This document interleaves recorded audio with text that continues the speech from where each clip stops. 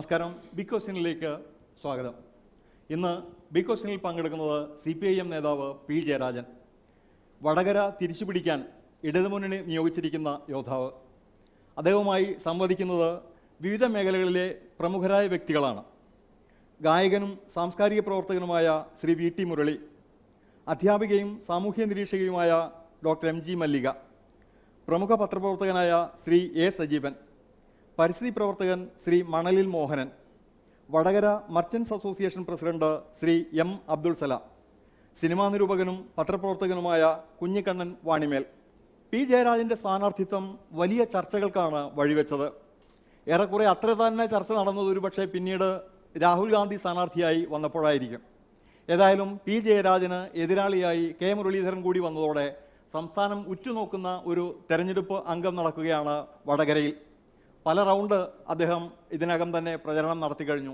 ആ ഒരു പ്രചരണാനുഭവങ്ങൾ ചുരുക്കത്തിൽ പറഞ്ഞുകൊണ്ട് നമുക്ക് ഈ ചർച്ചയിലേക്ക് കടക്കാം. വടകരയിൽ LDF സ്ഥാനാർത്ഥിയായി പ്രഖ്യാപിക്കപ്പെട്ടതിനെ തുടർന്ന് 2 റൗണ്ട് എല്ലാ അസംബ്ലി മണ്ഡലങ്ങളിലും വ്യക്തികളെയും അതുപോലെ തന്നെ സ്ഥാപനങ്ങളിലുള്ള തൊഴിലാളികളെയും ഒക്കെ കാണാൻ വേണ്ടി പോവുകയുണ്ടായി. പൊതുവിൽ കാണാനായ ഒരു പ്രത്യേകത ഈ സ്വീകരണ പരിപാടികളിലെ സ്ത്രീ പങ്കാളിത്തമാണ്. അപ്പോൾ വനിതാ മുന്നേറ്റം യഥാർത്ഥത്തിൽ ഈ തെരഞ്ഞെടുപ്പിൽ വളരെ പ്രകടമാണ്. അത് LDFന് അനുകൂലമായിട്ടാണ്. മറ്റൊന്ന് യുവതീ യുവാക്കളുടെ പങ്കാളിത്തമാണ്. തെരഞ്ഞെടുപ്പ് രൂപീകരണ കമ്മിറ്റിയുടെ കൺവെൻഷനിൽ ഞാനൊരു കാര്യം അഭ്യർത്ഥിച്ചു. അതികഠിനമായ ചൂടിൻ്റെ അവസ്ഥയിലാണ് ഈ തെരഞ്ഞെടുപ്പ്. അതുകൊണ്ട് കുടിവെള്ളക്ഷാമം ഉൾപ്പെടെയുള്ള പ്രശ്നങ്ങളിൽ LDFൻ്റെ പ്രവർത്തകന്മാർ ഇടപെടണം. അപ്പോൾ മണ്ഡലത്തിൽ അതിന് നല്ല പ്രതികരണമുണ്ടായി. യുവതീ യുവാക്കൾ യൂത്ത് ബ്രിഗേഡ് രൂപീകരിച്ചുകൊണ്ട് കുടിവെള്ള വിതരണം അവർ പലയിടത്തും ഏറ്റെടുക്കുകയാണ്. അതുപോലെ തന്നെ ഈ കിടപ്പ് രോഗികളെ പരിചരിക്കുന്ന പ്രവർത്തനത്തിൽ, പൊതു ഇടങ്ങൾ ശുചീകരിക്കുന്ന പ്രവർത്തനത്തിൽ. അപ്പോൾ ഇടതുപക്ഷ ജനാധിപത്യ മുന്നണിയുടെ തെരഞ്ഞെടുപ്പ് പ്രവർത്തനം ജനസേവനത്തിൻ്റെ ഒരു പ്രവർത്തനം കൂടിയാക്കി മാറ്റുന്നതിന് വേണ്ടി അഭ്യർത്ഥിച്ചതിൻ്റെ അടിസ്ഥാനത്തിൽ നല്ല പ്രതികരണമാണ് യുവതീ യുവാക്കളിൽ നിന്നും. നമുക്ക് ഇവിടെ വനിതകളിൽ നിന്നും തുടങ്ങാം. ഡോക്ടർ മല്ലിക, പലപ്പോഴും വരുന്നൊരു ക്രിറ്റിസിസം എന്താണെന്ന് വെച്ചാൽ നമ്മൾ നോക്കുകയാണെങ്കിൽ CPIMന് ഒരു ജില്ലാ സെക്രട്ടറി പോലും ഇന്ന് വരെ സ്ത്രീ ആയിട്ടില്ല. അപ്പോൾ അതുപോലെ തന്നെ സ്ഥാനാർത്ഥിത്വം വരികയാണെങ്കിൽ പോലും ആകെ 2 വ്യക്തികളെയാണ് പലപ്പോഴും നിർത്തിയിട്ടുള്ളത്. അപ്പം ഒരിടത്ത് നമ്മൾ പറയുന്നു സ്ത്രീകളുടെ മുന്നേറ്റം പറയുന്ന സമയത്ത് എന്തുകൊണ്ടാണ് സംഘടനയിൽ സ്ത്രീകളില്ലാഞ്ഞിട്ടാണോ, ആ രീതിയിലേക്ക് ഉയർത്തിക്കൊണ്ടുവരായിട്ടാണോ, ഇതിനെങ്ങനെയാണ് കാണുന്നത്? ഇവിടെ തദ്ദേശഭരണ സ്ഥാപനങ്ങളിൽ 50%, 50% സ്ത്രീ പ്രാതിനിധ്യം വന്നല്ലോ. അത് ഇടതുപക്ഷ ജനാധിപത്യ മുന്നണിയുടെ നയപരമായ തീരുമാനത്തിൻ്റെ അടിസ്ഥാനത്തിലാണ്. അതേസമയം കോൺഗ്രസും BJPയും കേന്ദ്രം ഭരിക്കുന്ന അവസരത്തിൽ സ്ത്രീകൾക്ക് റിസർവേഷൻ കൊടുക്കണം എന്നുള്ള ബില്ല് അത് അട്ടത്ത് വെച്ചിരിക്കുകയാണല്ലോ. അപ്പോൾ അതുകൊണ്ട് താരതമ്യേന സ്ത്രീ മുന്നേറ്റത്തിൻ്റെ കാര്യത്തിൽ ഇടതുപക്ഷമാണ് കൃത്യമായിട്ടൊരു നിലപാടുള്ളത്. പുരുഷാധിപത്യ സമൂഹത്തിൽ ഇത് മാറ്റം വരുവാനുള്ള നല്ല ശ്രമം നടത്തേണ്ടതുണ്ട്. ആ ശ്രമത്തിൽ ഇടതുപക്ഷവും വളരെ കൃത്യമായിട്ടുള്ള നിലപാടോടുകൂടിയാണ് നിൽക്കുന്നത്. വടകര സ്ഥാനാർത്ഥിത്വം പ്രഖ്യാപിച്ചതോടുകൂടി ഏറ്റവും ശ്രദ്ധേയമാകുന്ന ഒരു ചർച്ച വന്നത് അക്രമ രാഷ്ട്രീയത്തെക്കുറിച്ചാണ്. ഈ അക്രമ രാഷ്ട്രീയ ചർച്ചയിൽ താങ്കളുടെയും പാർട്ടിയുടെയും മുന്നണിയുടെയും നിലപാടെന്താണ്? ഇത് ഈ കോൺഗ്രസ് ഐയുടെ ഗൂഢപദ്ധതിയുടെ ഭാഗമായിട്ടാണ് ഈ പ്രചരണം. അക്രമ രാഷ്ട്രീയത്തിൻ്റെ പേര് പറഞ്ഞിട്ട് BJPയുടെ വോട്ട് നേടുക, ഇതാണ് കോൺഗ്രസ് ഐയുടെ ഗൂഢപദ്ധതി. അതിനു വേണ്ടിയിട്ടാണ് കോൺഗ്രസിൻ്റെ ഒരു കൂട്ടിലിട്ട തത്തയാണല്ലോ ഇപ്പോൾ ഒഞ്ചിയത്തെ RMP പത്രസമ്മേളനം നടത്തിയിട്ട് ഇവിടുത്തെ സ്ഥാനാർത്ഥി കൊലയാളിയാണെന്ന് പറഞ്ഞു. ഇപ്പോൾ തെരഞ്ഞെടുപ്പ് കമ്മീഷൻ RMPയുടെ വനിതാ നേതാവിനെതിരായിട്ടടക്കം കേസെടുത്തിരിക്കുകയാണ്. അക്രമങ്ങളുടെ ആസൂത്രകനാണ് ഇവിടുത്തെ സ്ഥാനാർത്ഥി, കേസിൽ പ്രതിയാണ്. അത് പറയാൻ കോൺഗ്രസ് ഐക്ക് എന്താ ധാർമ്മികമായിട്ടുള്ള അവകാശം? കഴിഞ്ഞ നിയമസഭാ തെരഞ്ഞെടുപ്പിൽ പിണറായി വിജയൻ മത്സരിച്ച ധർമ്മടം മണ്ഡലത്തിൽ കൈപ്പത്ത് ചിഹ്നത്തിൽ മത്സരിച്ച സ്ഥാനാർത്ഥി ആരായിരുന്നു? എൻ്റെ പേരിൽ കുറ്റാരോപണം മാത്രമാണ് കോടതിയുടെ മുമ്പിൽ. എൻ്റെ നിരപരാധിത്വം കോടതിയിൽ തെളിയിക്കും. പക്ഷേ എല്ലാ കോടതിയും കയറിയിറങ്ങി കുളങ്ങരോത്ത് രാഘവൻ എന്ന വീട് തൊഴിലാളിയെ കൊലപ്പെടുത്തിയ കേസിൽ ശിക്ഷിക്കപ്പെട്ട് ആ ശിക്ഷ കഴിഞ്ഞ് കണ്ണൂർ സെൻട്രൽ ജയിലിൽ നിന്ന് പുറത്തിറങ്ങിയ കൊലക്കേസിലെ ശിക്ഷിക്കപ്പെട്ട ഒരു പ്രതിയെ കൈപ്പത്ത് ചിഹ്നത്തിൽ മത്സരിപ്പിച്ച കോൺഗ്രസ് ഐക്ക് എന്നെപ്പറ്റി വിമർശിക്കാൻ എന്താ അവകാശം? യഥാർത്ഥത്തിൽ കേരളത്തിലെ അക്രമ രാഷ്ട്രീയത്തിൻ്റെ ജീവിക്കുന്ന പ്രതീകമാണ് ഞാൻ. അപ്പോൾ അതിൻ്റെ പിന്നിലുള്ള ഉദ്ദേശ്യം RSSന് വെള്ളപൂശുക. ഇത് ദേശീയ പാർലമെൻറ്റ് തെരഞ്ഞെടുപ്പാണല്ലോ. ദേശീയ പാർലമെൻറ്റ് തെരഞ്ഞെടുപ്പിലെ മുഖ്യ വിഷയം എന്താ? ഇവിടെ സ്ഥാനാർത്ഥിയായിട്ട് ഞാനാണോ മുഖ്യ അജണ്ടയാവേണ്ടത്? അപ്പോൾ കൃത്യമായിട്ടൊരു മസ്തിഷ്ക പ്രക്ഷാളനം നടത്തി വോട്ടർമാരെ കബളിപ്പിക്കാനുള്ള നീക്കമാണിത്. എന്ന് പറഞ്ഞാൽ RSS രാജ്യത്തുടനീളം കഴിഞ്ഞ 5 വർഷം നടത്തിയിട്ടുള്ള ആക്രമണമാണ്. ന്യൂനപക്ഷങ്ങൾക്കെതിരെ, പട്ടികജാതിക്കാർക്കെതിരെ, സ്വതന്ത്രമായി ചിന്തിക്കുകയും പ്രതികരിക്കുകയും ചെയ്യുന്ന ബുദ്ധിജീവികൾക്കെതിരെ എത്രയെത്ര കൊലപാതകങ്ങൾ. അതിനെപ്പറ്റിയൊന്നും മിണ്ടരുതെന്നാണ് കോൺഗ്രസ് ഐയുടെ നിർദ്ദേശം. അക്രമത്തിൻ്റെ ആസൂത്രകനാണ് ജയരാജൻ എന്ന് പറഞ്ഞിട്ട് പ്രചരിപ്പിക്കുക. അതാരെ സന്തോഷിപ്പിക്കും? BJPയെയും RSSനെയും. പിന്നെ അക്രമ രാഷ്ട്രീയത്തെപ്പറ്റി ചർച്ച ചെയ്യാൻ ഞങ്ങൾക്ക് എന്താ മടി? ഇന്ത്യ രാജ്യത്തിലെ ആദ്യത്തെ രാഷ്ട്രീയ അക്രമം ആർക്ക് നേരെയാ? രാഷ്ട്രീയ കൊലപാതകം മഹാത്മാഗാന്ധിക്ക് നേരെയാ. അത് ചെയ്തതാരാണ്? ഗോഡ്സെ അടക്കമുള്ള ആളുകളാണ്, RSSൻ്റെ മാനസപുത്രന്മാർ. കേരളത്തിലെ ആദ്യത്തെ രാഷ്ട്രീയ കൊലപാതകം ആരാ നടത്തിയത്? കോൺഗ്രസ്. ഇപ്പം വലിയ അഹിംസയൊക്കെ പ്രസംഗിക്കുന്നുണ്ടല്ലോ. അപ്പോൾ കമ്മ്യൂണിസ്റ്റുകാരെ വേട്ടയാടുന്ന കാര്യത്തിൽ ആദ്യകാലത്ത് കോൺഗ്രസ് ആയിരുന്നു. കോൺഗ്രസ് ആ പണി ഇനി നടക്കില്ല, അത് വിജയിക്കില്ല എന്ന് വന്നപ്പോൾ ആ കമ്മ്യൂണിസ്റ്റ് വിരുദ്ധ കൊടി RSS ഏറ്റെടുത്തു. എത്ര ആളുകളെയാണ് RSSകാർ കൊലപ്പെടുത്തിയത്? അപ്പോൾ അതുകൊണ്ട് അക്രമ രാഷ്ട്രീയത്തിൻ്റെയും കൊലപാതക രാഷ്ട്രീയത്തിൻ്റെയും പ്രതിക്കൂട്ടിൽ നിർത്തേണ്ട ആദ്യത്തെ പാർട്ടി കോൺഗ്രസ്, പിന്നെ RSS, പിന്നെ ലീഗും ഒക്കെ ഉണ്ട്. ഞങ്ങളും സംഘർഷത്തിൻ്റെ ഭാഗമായി ഉണ്ടായിട്ടുണ്ട്. പക്ഷേ സാമൂഹ്യ സമാധാനത്തിന് ആവശ്യം ജനാധിപത്യമാണ്, മതനിരപേക്ഷതയാണ് എന്ന ഉറച്ച വിശ്വാസമാണ് ഞങ്ങൾക്കുള്ളത്. അതുകൊണ്ട് അക്രമ രാഷ്ട്രീയം ചർച്ച ചെയ്താൽ കോൺഗ്രസ്സാണ് പ്രതിക്കൂട്ടിലാകും. ഈ കണ്ണൂരിലെ അക്രമ രാഷ്ട്രീയം എന്തായാലും ഒരു യാഥാർത്ഥ്യമാണ്. അതില്ലാതാക്കാൻ എന്ത് മുൻകൈ ഉണ്ടാവും താങ്കളുടെ ഭാഗത്ത് നിന്ന്, അല്ലെങ്കിൽ പാർട്ടിയുടെ ഭാഗത്ത് നിന്ന്? അതാണ് നിങ്ങളെപ്പോലെയുള്ള മാധ്യമപ്രവർത്തകന്മാർ വസ്തുതകളെ വഴിതിരിച്ചു വിടാൻ ശ്രമിക്കുന്നത്. കണ്ണൂരിലെ അക്രമം, കണ്ണൂരിൽ കൂടുതലാണ്. ഈ ദേശീയ പാർലമെൻറ്റ് തെരഞ്ഞെടുപ്പിൽ രാജ്യത്തുടനീളം സംഘപരിവാരം നടത്തിയ അക്രമങ്ങളെപ്പറ്റിയും കൊലപാതകങ്ങളെപ്പറ്റിയും നിങ്ങൾ എന്താ ഉത്കണ്ഠപ്പെടാത്തത്? അപ്പോൾ അത് കൃത്യമായിട്ട് കണ്ണൂരെന്ന് പറയുന്ന നേരത്ത് ഇടതുപക്ഷത്തിൻ്റെ ഒരു സ്വാധീന കേന്ദ്രമാണ്. അവിടെ ഇടതുപക്ഷത്തെ ആക്രമിക്കാൻ, CPMനെ ആക്രമിക്കാനുള്ള വലതുപക്ഷ മാധ്യമങ്ങളുടെ അജണ്ടയുടെ ഭാഗമായിട്ടാണ് കണ്ണൂരാക്രമം, കണ്ണൂർ രാഷ്ട്രീയം. അങ്ങനെ ഒരു രാഷ്ട്രീയം ഉണ്ടോ? കേരളത്തിൽ ഏറ്റവും കൂടുതൽ ഇതേപോലെയുള്ള അക്രമങ്ങൾ നടക്കുന്ന ഒരു ജില്ല കണ്ണൂരാണ്. കാണാതിരുന്നിട്ട് കാര്യമില്ല. അതാണ് കേരളത്തിലുടനീളം RSSകാർ വിവിധ ജില്ലകളിലായിട്ട് കോൺഗ്രസ്സുകാരെയല്ല കൊലപ്പെടുത്തിയത്, കമ്മ്യൂണിസ്റ്റുകാരെയാണ്. എന്താ മുസ്ലിം ലീഗുകാരെ കൊല്ലാത്തത്? RSSകാർ. നിങ്ങളെന്താ അത് ആലോചിക്കാത്തത്?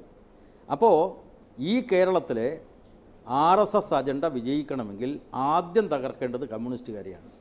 ആ നിലക്ക് 230ഓളം കമ്മ്യൂണിസ്റ്റുകാരെ കേരളത്തിൽ കഴിഞ്ഞ 50 വർഷമായിട്ട് RSSകാർ കൊലപ്പെടുത്തിയിട്ടുണ്ട്. നിങ്ങളെന്താ ഈ കണ്ണൂർ കൊലപാതകം, കണ്ണൂർ രാഷ്ട്രീയം എന്ന് പറഞ്ഞുകൊണ്ടിരിക്കുന്നത്? ഇന്ത്യയുടെ സ്വാതന്ത്ര്യ സമ്പാദനത്തിന് ശേഷം വർഗീയ കലാപങ്ങളിൽ എത്ര പേരെ കൊന്നു? എന്താ നിങ്ങൾ ഇടതുപക്ഷത്തെ വിമർശിക്കുന്നത് പോലെ RSSനെ വിമർശിക്കാത്തത്? അപ്പോൾ അത് മാധ്യമങ്ങളുടെ ഒരു വലതുപക്ഷ അജണ്ടയുടെ ഭാഗമാണ്. താങ്കൾ സ്ഥാനാർത്ഥിയായ സമയത്ത് അപ്പം മുതൽ പറയുന്നൊരു കാര്യമുണ്ട്, ഇവിടെ BJPയും ലീഗും കോൺഗ്രസും ഒക്കെ യോജിക്കുന്നു പറയുന്നു. തീർച്ചയായിട്ടും P. ജയരാജൻ എന്ന വ്യക്തി, സ്ഥാനാർത്ഥി എന്നതിനേക്കാൾ വ്യക്തി തന്നെ BJPയെ സംബന്ധിച്ചും കോൺഗ്രസിനെ സംബന്ധിച്ചും ലീഗിനെ സംബന്ധിച്ചും RMP, താങ്കൾ പറഞ്ഞ ഇവരുടെ B ടീമാണെന്നൊക്കെ പറഞ്ഞ RMPയെ സംബന്ധിച്ചും കടുത്ത ശത്രുവാണ്. ഇവരെല്ലാവരും കൂടി ഒരുമിച്ച് എതിർക്കുമ്പോൾ ഈ ഒരു സ്വന്തം ഈ 2009 14 കയ്യിലില്ലാത്ത മണ്ഡലമാണ്. ഇവിടെ ഇത് എങ്ങനെയാണ് നേരിടാൻ താങ്കളും താങ്കളുടെ പാർട്ടിയും ഉദ്ദേശിക്കുന്നത്? ഈ RSSനെതിരായിട്ട് രാജ്യത്തുടനീളം CPM നടത്തുന്ന പ്രവർത്തനമുണ്ട്. കണ്ണൂർ ജില്ലയിൽ ഞങ്ങൾ വിശേഷിച്ച് നടത്തിയ പ്രവർത്തനങ്ങളുണ്ട്. അതിൻ്റെ പേരിൽ എന്നെ അവർ ശത്രുവായിട്ട് കണക്കാക്കുന്നുണ്ട്. സ്വാഭാവികമായിട്ടും എന്താ ശത്രുവായി കണക്കാക്കാനുള്ള കാരണം? അക്രമം മാത്രമാണ്. RSS പലതരത്തിലും ഇടപെടുന്നുണ്ടല്ലോ. ഇപ്പോൾ ക്ഷേത്രങ്ങൾ, കാവുകൾ, അതിലൊക്കെ സ്വാധീനിക്കുക, എന്നിട്ട് അവിടെ ആത്മീയ പ്രഭാഷണം എന്ന പേരിൽ അവരുടെ വർഗീയ പ്രചരണം നടത്തുക. അതിനൊക്കെ സ്പേസ് കുറച്ച് കുറവാണ് കണ്ണൂർ. അപ്പോൾ അതുകൊണ്ട് നിങ്ങൾ അക്രമത്തിൻ്റെ പേരിൽ മാത്രമല്ല, വിശ്വാസികളെ വഴിതെറ്റിക്കാനുള്ള ശ്രമം കണ്ണൂരിൽ നടന്നിട്ടുണ്ടല്ലോ. ശ്രീകൃഷ്ണ ജയന്തി ഘോഷയാത്ര, അത് ശ്രീകൃഷ്ണ ജയന്തി ഘോഷയാത്രയിൽ കോൺഗ്രസ് കുടുംബങ്ങളിൽ നിന്ന് കമ്മ്യൂണിസ്റ്റ് കുടുംബങ്ങളിൽ നിന്നൊക്കെ കുട്ടികൾ പോകുമല്ലോ, നേരെ ശാഖയിലേക്ക് എത്തിക്കും, അവരെ ആയുധ പരിശീലനത്തിന് തയ്യാറാക്കും. അതിനെ പ്രതിരോധിക്കാൻ വേണ്ടി കണ്ണൂർ നടത്തിയ പ്രത്യേക പ്രവർത്തനമുണ്ട്. അതിൻ്റെ പേരിലാണ് എന്നെ ശത്രുവായി വേട്ടയാടുന്നത്. പക്ഷേ ആ ശത്രുതയെ വോട്ടാക്കി മാറ്റാൻ കോൺഗ്രസ് നേതൃത്വമാണ് ഈ തെരഞ്ഞെടുപ്പ് സമയത്ത് ആസൂത്രിതമായ ശ്രമം നടത്തിക്കൊണ്ടിരിക്കുന്നത്. പിന്നെ എന്നെ ലക്ഷ്യം വെക്കുക എന്ന് പറഞ്ഞാൽ എൻ്റെ പാർട്ടിയുടെ ഒരു പ്രത്യേകതയാണ്. കോൺഗ്രസിനെ പോലെയാ CPIM വ്യക്തിയെ സംബന്ധിച്ചുള്ള കൃത്യമായ പരിശോധന നടത്തുന്ന പാർട്ടിയാണ് CPIM. അപ്പം ഞാൻ സമൂഹത്തിൽ ഒരു അംഗീകാരമില്ലാത്ത ആളാണെങ്കിൽ എൻ്റെ സ്ഥാനാർത്ഥിയായിട്ട് നിർത്തും. രാഷ്ട്രീയ എതിരാളികൾ എന്തെങ്കിലും ആക്ഷേപങ്ങൾ ഉന്നയിക്കുന്നതോ വ്യക്തിഹത്യ നടത്തുന്നതോ എന്നെ ബാധിക്കുന്ന പ്രശ്നമല്ല. എന്നെ നല്ല നിലക്ക് പാർട്ടി വിശ്വസിച്ച് ഏൽപ്പിച്ചിട്ടുള്ള ചുമതലയാണ് സ്ഥാനാർത്ഥിത്വം. ആ സ്ഥാനാർത്ഥിത്വം സമൂഹത്തിൽ ചില ചലനമുണ്ടാക്കും എന്ന് കോൺഗ്രസ്സുകാർക്ക് തോന്നിയത് കൊണ്ടാണല്ലോ സ്ഥാനാർത്ഥി പട്ടിക എങ്ങനെയാണ് തയ്യാറാക്കിയത്. നിങ്ങളെല്ലാം കൃത്യമായിട്ട് പിന്തുടരുന്ന ആളാണല്ലോ. ഒരു സ്ഥാനാർത്ഥിയുടെ പേര് വന്നു, അയാൾ പോരാ, ജയരാജനെതിരെ മത്സരിക്കാൻ, എന്താ കാര്യം? അപ്പോൾ ഈ അക്രമത്തിൻ്റെയും കൊലപാതകത്തിൻ്റെയും ഒക്കെ പേര് പറഞ്ഞിട്ട് സമൂഹത്തിൽ എനിക്ക് ഒരു വിലയില്ലെങ്കിൽ എന്നെ എന്തിനാ ഇങ്ങനെ കോൺഗ്രസ് ഭയപ്പെടുന്നത്? ശ്രീകൃഷ്ണ ജയന്തിയുടെ പ്രചരണ പരിപാടികളുമായി അല്ലെങ്കിൽ അതിന് ബദലെന്നോണം നിങ്ങൾ ചെയ്ത നടപടികൾ അതിനെന്ത് ഫലമുണ്ടായി അവിടെ? അതല്ല, ആ ഫലം എന്താണ് ഉണ്ടായത് എന്നുള്ളത് കൃത്യമായിട്ട് മനസ്സിലാകുമായിരിക്കുക RSSകാർക്ക്. കാരണം വിശ്വാസികളെ വഴിതെറ്റിച്ച് അവരുടെ RSSൻ്റെ ഭാഗമായിട്ട് മാറ്റുക. ഇപ്പം ഞങ്ങൾ ശബരിമല ഇഷ്യൂ ഇപ്പം നേരത്തെ ഇവിടെ പറഞ്ഞല്ലോ, ശബരിമല ഇഷ്യൂ. ഈ ശബരിമലയിലെ ഇഷ്യൂ ഇത്തവണയല്ലേ ഉണ്ടായത്? ഞങ്ങൾ 4 കൊല്ലമായിട്ട് CPIM നേതൃത്വം കൊടുത്തൊരു സാന്ത്വന പരിചരണ ജീവകാരുണ്യ പ്രസ്ഥാനമുണ്ട്, IRPC. 4 കൊല്ലമായിട്ട് കർണാടകം, മഹാരാഷ്ട്ര, ഗോവ, ആന്ധ്ര ഈ മേഖലയിൽ നിന്ന് വരുന്ന തീർത്ഥാടകരുണ്ട് കണ്ണൂർ വഴി. ഞങ്ങൾ IRPCയുടെ ആഭിമുഖ്യത്തിൽ, ഞാനാണ് ഇതിൻ്റെ അഡ്വൈസറി ബോർഡ് ചെയർമാൻ, ഞങ്ങൾ ആസൂത്രണം ചെയ്തു ഈ തീർത്ഥാടകന്മാർക്ക് ഒരു ഹെൽപ്പ് ഡെസ്ക് ഒരുക്കണം. അപ്പോൾ ഞങ്ങൾ വിശ്വാസികൾക്കെതിരാണെന്ന് രാജ്യവ്യാപകമായി പ്രചരിപ്പിച്ച അവിടെ നടക്കുമോ? താങ്കൾ പറഞ്ഞല്ലോ ഈ ക്ഷേത്രാങ്കണങ്ങളെ അതുപോലുള്ള വിശ്വാസങ്ങളെയൊക്കെ BJPയുടെ അല്ലെങ്കിൽ RSSൻ്റെ വൽക്കരിക്കാൻ ശ്രമിക്കുന്നു എന്ന് പറഞ്ഞില്ലേ. പക്ഷെ ഒരു കാലത്ത്, വളരെ കാലം മുമ്പേ കമ്മ്യൂണിസ്റ്റുകാരുടെ ആയിട്ടുള്ള ആളുകൾ പോലും ക്ഷേത്രാങ്കണങ്ങളെ ഉപയോഗിച്ച് പുരോഗമന പ്രസ്ഥാനങ്ങളെ ഉണ്ടാക്കാൻ ശ്രമിച്ചിട്ടുണ്ടെന്നുള്ളത് എൻ്റെ എല്ലാം കുടുംബത്തിലെ അന്തരീക്ഷത്തിൽ തന്നെ എനിക്കറിയാം. അപ്പോൾ നമ്മൾ ഒരു ഭാരതീയ ഇന്ത്യൻ സിറ്റുവേഷനിൽ, കേരളത്തിൻ്റെ ഒരു സിറ്റുവേഷനിൽ പൂർണ്ണമായ വിശ്വാസത്തെ തള്ളിപ്പറഞ്ഞുകൊണ്ട് അല്ലെങ്കിൽ അതിനെ വേറെ തരത്തിൽ വ്യാഖ്യാനിച്ചുകൊണ്ട് നമ്മൾ ഉപയോഗപ്പെടുത്തുന്നതല്ലേ യഥാർത്ഥത്തിൽ ശരി? അതിലിപ്പോൾ ഒരു സാംസ്കാരിക പ്രവർത്തനം എന്നുള്ള രീതിയിലേക്ക് മുരളി പറഞ്ഞ ഒരു ഭാഗം പിന്നെ നമ്മളും പരിശോധിച്ചിട്ടുണ്ട്. അതായത് നമ്മളിപ്പോൾ വിശ്വാസികൾ ഏറെയുള്ളൊരു സമൂഹത്തിലാണ് കമ്മ്യൂണിസ്റ്റ് പാർട്ടി പ്രവർത്തിക്കുന്നത്. കമ്മ്യൂണിസ്റ്റ് പാർട്ടിക്ക് കൃത്യമായ പ്രപഞ്ച വീക്ഷണമുണ്ട്. ആ പ്രപഞ്ച വീക്ഷണം പഠിപ്പിക്കാനുള്ള ശ്രമം ഞങ്ങൾ നടത്തുന്നതോടൊപ്പം ഒരു വിശ്വാസി സമൂഹത്തിനിടയിലാണ് ഞങ്ങൾ പ്രവർത്തിക്കുന്നത്. കമ്മ്യൂണിസ്റ്റ് പാർട്ടി ഒരു നിരീശ്വരവാദ പ്രസ്ഥാനമല്ല. അപ്പോൾ വിശ്വാസി സമൂഹത്തിനിടയിൽ അവരെ മതഭ്രാന്തിലേക്ക് നയിക്കുന്ന ഒരു പശ്ചാത്തലത്തിൽ, അതാണ് ആ സ്പെസിഫിക് ആയിട്ടുള്ള ഒരു പശ്ചാത്തലത്തിൻ്റെ ഒരു പ്രത്യേകതയാണ്. ആ പശ്ചാത്തലത്തിൽ കമ്മ്യൂണിസ്റ്റുകാരുടെ ജനങ്ങളുമായിട്ടുള്ള ഇടപെടൽ, വിശ്വാസികളുമായിട്ടുള്ള ഇടപെടലിൽ ചില അയവേറിയിട്ടുള്ള നിലപാട് സ്വീകരിക്കേണ്ടതുണ്ട്. അത് ഞങ്ങളിപ്പോൾ സ്വീകരിക്കുന്നുണ്ട്. അത് കണ്ണൂരിൽ മാത്രമല്ല, കേരളത്തിലുടനീളം ഞങ്ങൾ സ്വീകരിക്കുന്നുണ്ട്. കഴിഞ്ഞ ഏതാനും വർഷമായിട്ട് ഇന്ത്യയിൽ മൊത്തമായിട്ട് നരകയാതന അനുഭവിക്കുന്ന ഒരു വിഭാഗമാണ് വ്യാപാരികൾ. ഏതാണ്ട് 15 ലക്ഷത്തോളം വരുന്ന കച്ചവടക്കാർ ഈ മേഖലയിലുണ്ട്. അവരുടെ ഏറ്റവും വലിയ പ്രശ്നം 40-50 കൊല്ലം കച്ചവടം ചെയ്യുന്ന കച്ചവടക്കാരനെ ജുഡീഷ്യറി ഉപയോഗിച്ചുകൊണ്ട് കുടിയൊഴിക്കപ്പെടുകയാണ്. അതുമായി ബന്ധപ്പെട്ട് UDF സർക്കാരിൻ്റെ കാലത്ത് 5 കൊല്ലം ഞങ്ങളിങ്ങനെ ഡ്രാഗ് ചെയ്ത് പോയി, നിയമം ഉണ്ടാക്കുന്നു. സാർ ഉൾപ്പെടെ ഉള്ള ഈ ഗവൺമെൻറ് 1000 ദിനം കഴിഞ്ഞു. ഇപ്പോഴും ഈ വ്യാപാര മേഖലയുടെ കച്ചവടക്കാരുടെ തൊഴിലിനെ ഉറപ്പ് വരുത്തുന്ന രീതിയിലുള്ള നിയമത്തിന് ഒരു മുമ്പോട്ട് പോക്കും ഉണ്ടായിട്ടില്ല. അപ്പോൾ എല്ലാ മേഖലയിലേക്കും ജോലി ചെയ്യുന്ന ആളുകൾക്ക് അവകാശങ്ങൾ സംരക്ഷിച്ചു കൊടുത്ത പാർട്ടി എന്തുകൊണ്ടാണ് സർ ഈ വ്യാപാര മേഖലയുടെ തൊഴിൽ സംരക്ഷണത്തിന് വേണ്ടിയിട്ട് മുൻകൈയെടുക്കാത്തത്? അത് നിങ്ങളുടെ ഈ വിമർശനം അതിലൊരു ഭാഗമുണ്ട്, അത് ഞങ്ങൾ അംഗീകരിക്കുന്നു. അതേസമയം ഇന്ത്യയിലെ വ്യാപാരി സമൂഹം നേരിടുന്ന ഏറ്റവും വലിയ പ്രതിസന്ധി ആഗോള കുത്തകകൾ നമ്മുടെ വ്യാപാര മേഖലയിലേക്ക് കടന്നു വരുന്നതാണ്. നിങ്ങൾ കേരളത്തിലെ 15 ലക്ഷം വ്യാപാരികളുടെ കാര്യമാണ് പറഞ്ഞത്. ഞാൻ പറയുന്നത് 4 കോടി ചെറുകിട കച്ചവടക്കാർ രാജ്യത്തുണ്ട്. അവരുടെ കഞ്ഞികുടി മുട്ടിക്കുന്ന സമീപനമാണ് കോൺഗ്രസ്സേയും സ്വീകരിച്ചിട്ടുള്ള BJPയും സ്വീകരിച്ചിട്ടുള്ളത്. അപ്പോൾ അത്തരം ബഹുരാഷ്ട്ര കുത്തകൾക്ക് ചില്ലറ വിൽപ്പന മേഖല വിട്ടുകൊടുക്കരുത് എന്ന നിലപാടാണ് CPMനുള്ളത്. വാടകക്കാരെ സംരക്ഷിക്കണം എന്നുള്ളതാണ് ഞങ്ങളുടെ നിലപാട്. പ്രത്യേകിച്ച് ഈ വികസന പ്രവർത്തനങ്ങൾക്ക് വേണ്ടി വാടകക്കാരായിട്ടുള്ള ആളുകൾക്ക് ഒരു സംരക്ഷണവുമില്ല. ജന്മിക്കുണ്ട്, അപ്പോൾ ജന്മിക്ക് സംരക്ഷണമുണ്ട്, വാടകക്കാർക്ക് സംരക്ഷണമില്ല. ആ സംരക്ഷണം വേണം എന്നുള്ളതാണ് CPMൻ്റെ നിലപാട്. അപ്പം അതുകൊണ്ട് ചെറുകിട കച്ചവടക്കാരുടെ താല്പര്യങ്ങളും ഞങ്ങൾ ഉയർത്തിപ്പിടിക്കുന്നുണ്ട്. ഞങ്ങൾ അഖിലേന്ത്യാ തലത്തിൽ തന്നെ അംഗീകരിച്ചൊരു നയമാണ്. യഥാർത്ഥത്തിൽ നമ്മുടെ ഒരു രാഷ്ട്രീയ പാർട്ടിയുടെ പ്രകടന പത്രികയിലും ഈ കാലാവസ്ഥാ മാറ്റം അല്ലെങ്കിൽ ആഗോളതാപനം പോലുള്ള ഈ പരിസ്ഥിതി പ്രശ്നങ്ങൾക്ക് അത്തരത്തിലുള്ള സംഗതികൾ കാണുന്നില്ല. നമുക്ക് വടകര പാർലമെൻറ്റ് മണ്ഡലത്തിലെങ്കിലും അത്തരത്തിലുള്ള ഒരു ശാസ്ത്രീയമായിട്ടുള്ള ഈ കാലാവസ്ഥാ മാറ്റത്തിന് അനുസൃതമായ രീതിയിൽ ഒരു വികസന മാസ്റ്റർ പ്ലാൻ രൂപം കൊടുക്കാൻ ശ്രദ്ധിക്കുമോ എന്നുള്ളതാണ്. തീർച്ചയായിട്ടും 2000-ൽ CPM-ൻ്റെ പരിപാടി കാലാനുസൃതമാക്കിയപ്പോൾ അതിനകത്ത് കൂട്ടിച്ചേർത്തൊരു ഭാഗമാണ് ഈ കാലാവസ്ഥാ വ്യതിയാനം സംബന്ധിച്ചുള്ള കാര്യങ്ങളിൽ പരിസ്ഥിതി അവബോധം വർദ്ധിപ്പിക്കുന്ന കാര്യത്തിൽ പരിസ്ഥിതി സംരക്ഷണ പ്രവർത്തനത്തിൽ CPM പ്രധാനപ്പെട്ട പങ്ക് വഹിക്കണം എന്ന അർത്ഥത്തിൽ തന്നെ പാർട്ടി പരിപാടിയിൽ കൂട്ടിച്ചേർക്കപ്പെട്ട ഒരു ഭാഗമാണ്. രണ്ടാമത് ഈ പരിസ്ഥിതി സംരക്ഷണം ഒരു പ്രധാനപ്പെട്ട അജണ്ടയായിട്ട് മാറണം എന്ന് തന്നെ ഞങ്ങളുടെ അഭിപ്രായം. പക്ഷേ ഞങ്ങൾ പരിസ്ഥിതി മൗലികവാദികളല്ല. കാരണം നമ്മളിപ്പോൾ മനുഷ്യൻ്റെ ആവാസ വ്യവസ്ഥ അത് കുറേ കൂടി വിപുലമാക്കപ്പെട്ടപ്പോൾ വിസ്തൃതമാക്കപ്പെട്ടപ്പോൾ സ്വാഭാവികമായിട്ടും പ്രകൃതിക്ക് അതിൻ്റേതായിട്ടുള്ള ചുരുക്കം വന്നിട്ടുണ്ട്. അപ്പോൾ അത് സംരക്ഷിക്കാനുള്ള പ്രത്യേകമായിട്ടുള്ള നടപടികൾ വേണം. അതേസമയം മനുഷ്യരെ കാണാതെ ഉള്ള പരിസ്ഥിതി സംരക്ഷണം അത് ശരിയാവില്ല എന്നുള്ളതാണ് ഞങ്ങളുടെ നിലപാട്. FBയിലൊക്കെ തന്നെ വളരെ വൃത്തികെട്ട രീതിയിലേക്ക് ഈ ഇടതുപക്ഷ പേരോടുകൂടി ഞാൻ പറഞ്ഞു വെച്ചാൽ അത് ചിലപ്പം പാർട്ടിക്കാരോ അല്ലെങ്കിൽ മെമ്പർമാരായിക്കൊള്ളണമെന്നില്ല. പക്ഷെ പലപ്പോഴും എന്ത് ചെയ്യുന്നു അത്തരത്തിലേക്കുള്ള വിമർശനം. ഇപ്പം ഈ രമയൊക്കെ ആസ്ഥാന വിധവ എന്നൊക്കെ പറഞ്ഞിട്ട് വളരെ കൃത്യമായി അധിക്ഷേപിക്കുന്ന ഒരു കാര്യം നമ്മളൊക്കെ കണ്ടിട്ടുണ്ട്. അതേപോലെ തന്നെ വ്യക്തിപരമായ അധിക്ഷേപത്തിൻ്റെ തലത്തിലേക്ക് പോവുകയും യഥാർത്ഥ രാഷ്ട്രീയം ചർച്ച ചെയ്യാതാവുകയും ചെയ്യുന്ന ഒരു തലമുണ്ട്. അപ്പം നേരത്തെ പറഞ്ഞിട്ട് കൊലപാതകം എന്ന് പറഞ്ഞപ്പോൾ ഒരു വ്യക്തി ഇപ്പം ആരാണെങ്കിലും പെരിയ കൊലപാതകമാണെങ്കിലും ഷുക്കൂറാണെങ്കിലും ഈ ഷുഹൈബ് ആണെങ്കിലും ഒക്കെ തന്നെ അതിനകത്തൊക്കെ തന്നെ ആര് എന്തെന്നൊക്കെ കോടതി തീരുമാനിക്കുന്നത്. പക്ഷേ ആ മരണം എന്ന് പറയുന്നത് അത് ആർക്കാണെങ്കിലും അത് ഏത് ജാതിയിലോ മതത്തിലോ പെട്ടതാണെങ്കിലും ഒരു രാഷ്ട്രീയ പ്രസ്ഥാനം ഊന്നേണ്ടത് ജനങ്ങളുടെ നന്മയാണെങ്കിൽ അതിനെ അപലപിക്കേണ്ടതും അങ്ങനെ ഇല്ലാതാവാൻ വേണ്ടി പ്രവർത്തിക്കേണ്ടതും തങ്ങളുടെ ആശയം ഇതാണ് എന്ന് ജനങ്ങളുടെ മുന്നിൽ കൊടുക്കാനുള്ള ഒരു ബാധ്യത ഉണ്ടാവേണ്ടതാണ്. പക്ഷേ പലപ്പോഴും നമ്മളത് മിസ് ചെയ്യുന്നതായിട്ട് ജനതയ്ക്ക് തോന്നാറുണ്ട്. അതിൽ എങ്ങനെയാണ് കുറച്ചും കൂടി ഉയർന്ന ജനാധിപത്യ തരത്തിലേക്ക് മാറാൻ കഴിയുക? സാമൂഹ്യ മാധ്യമങ്ങളിലൊക്കെ ചില വിമർശനങ്ങൾ വ്യക്തിപരമായിട്ടാവുന്നു.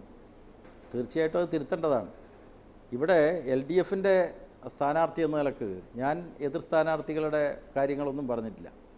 ഇപ്പോൾ RMP നേതാക്കന്മാർ പത്രസമ്മേളനം നടത്തിയിട്ട് പറഞ്ഞല്ലോ ഇയാൾ കൊലയാളിയാണ്. ഇലക്ഷൻ കമ്മീഷൻ ഇപ്പോൾ കേസെടുത്തിരിക്കുക.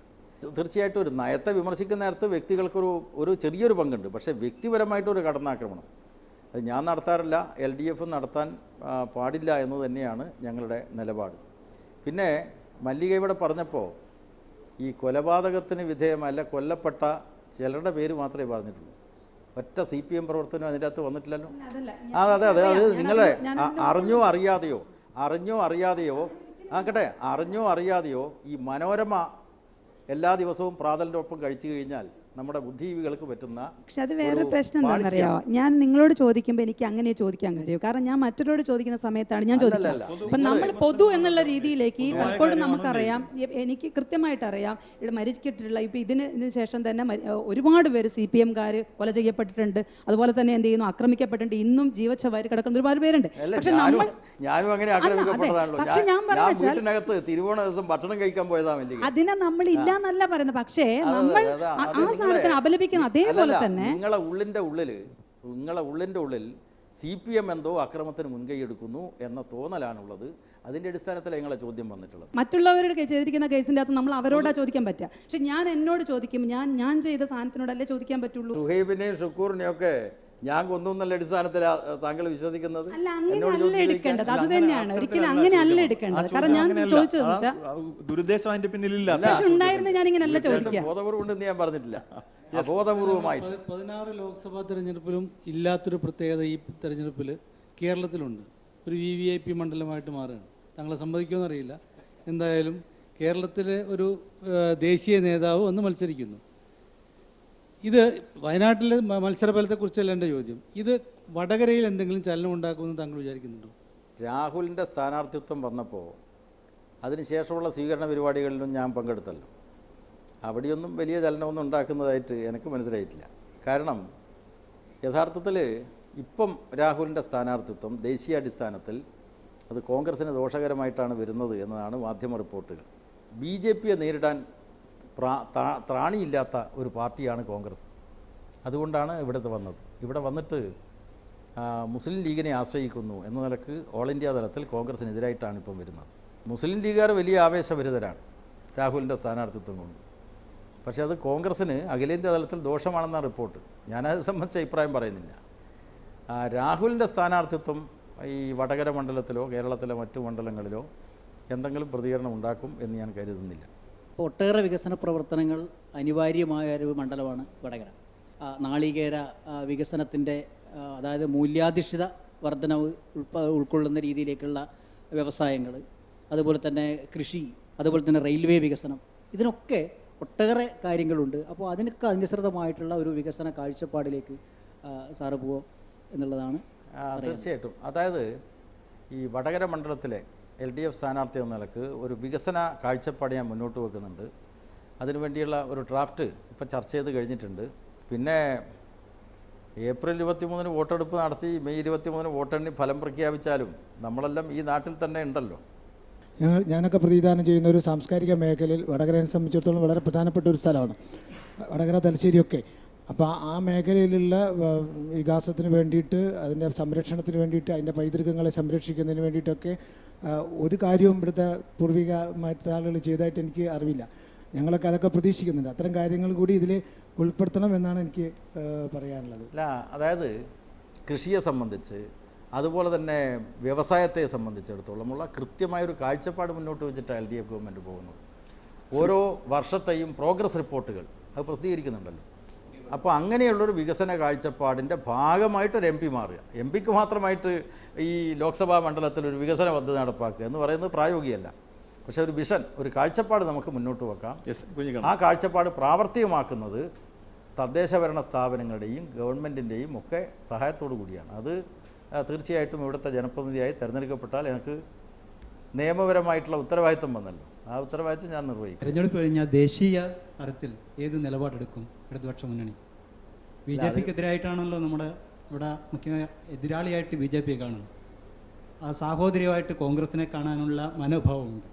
അങ്ങനെയാണെങ്കിൽ കേരളത്തിൽ എന്തിന് ആ കോൺഗ്രസുമായിട്ടുള്ള ഒരു ഏറ്റുമുട്ടലിന്? അല്ല, അത് തെരഞ്ഞെടുപ്പ് കഴിയാനൊന്നും കാത്തു നിൽക്കണ്ട. തെരഞ്ഞെടുപ്പിന് മുമ്പ് തന്നെ ഞങ്ങൾ നിലപാട് പറഞ്ഞിട്ടുണ്ട്. അതായത് ഇടതുപക്ഷത്തിന് ഈ ലോക്സഭയിൽ പരമാവധി അംഗസംഖ്യ വർദ്ധിപ്പിക്കുക. ഇടതുപക്ഷത്തിന് സാന്നിധ്യമില്ല, ഞങ്ങൾക്ക് കുറച്ച് വോട്ടേ ഉള്ളൂ, ഞങ്ങൾ മത്സരിക്കുന്നില്ല.